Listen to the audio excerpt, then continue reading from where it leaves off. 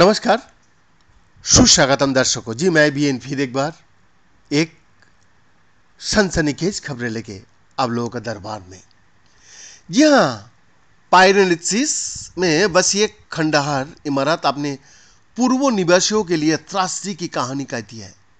एक विनाशकारी आग जिसने बस्ती को तबाह कर दिया, सब कुछ भस्म कर दिया, जिसमें एक छिपी हुई सोने की बाली भी शामिल थी। टोसल डी बाल्टारगा के रणनीतिक रूप से महत्वपूर्ण लोहयुक्त स्थल पर बिल्डिंग जी की खुदाई कर रहे पुरातत्वविदों ने हिंसा से व्यथित जीवन का साक्ष्य को उजागर किया है, जो संभवतः कार्थेज और रोम का बीच युद्ध का एक भूले हुए अध्याय को उजागर कर देता है।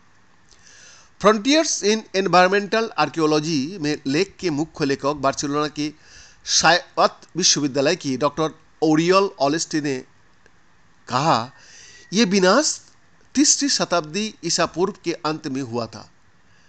वो क्षण जब पायरेनिसिस द्वितीय प्यूनिक युद्ध में शामिल थे और हैनिबल की सेनाओं यहां से गुजरी थी।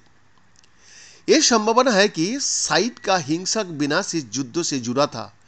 सामान्य आग मानव जनित विनाश की ओर इशारा करती है, जानबूझकर और बहुत प्रभावी। न केवल बिल्डिंग बल्कि साइट की सभी इमारतों नष्ट हो गया था। बिल्डिंग डी में हमें एक पूरा कुत्ता मिला जो जला हुआ था। डोसेल डी बाल्टारगा सेरेटानी समुदाय का एक पहाड़ी किला था, जिसका पास के कास्टोलोट डी वोल्बिर ने एक बड़ी बस्ती भी थी। ऐसा लगता है कि इसमें रक्षात्मक दीवारें नहीं थी, लेकिन नदी और महत्वपूर्ण यात्रा मार्गों का एक शानदार दृश्य था। इसके अचानक विनाश ने जैविक अवशेषों को संरक्षित किया, जिसमें पुरातत्वविदों को उस जीवन की विस्तृत तस्वीर खींचने में मदद मिली जो इसके निवासियों ने तब तक जिया जब तक कि इसे जला नहीं दिया गया था। आलेस्टिबिला ने कहा, यह घाटियों आर्थिक और रणनीतिक रूप से एक महत्वपूर्ण क्षेत्र थी। हम जानते हैं कि हैनिबल ने स्थानीय जनजातियों, संभवतः सेरेटानी के खिलाफ लड़ते हुए पायरेनिस को पार किया था। इस अभियान के बहुत से पुरातात्विक अवशेष संरक्षित नहीं है। टोसेल डी बाल्टारगा संभवतः सबसे अच्छे उदाहरणों में से एक है।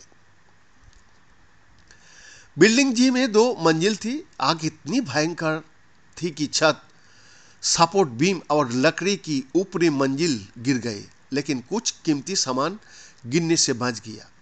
पुरातत्वविदों को एक लोहे की कुदाल और एक छोटे बर्तन में छुपाई गई सोने की बाली मिली।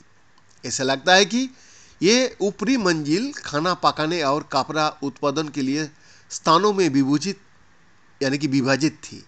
कई स्पिडल व्हील और घर के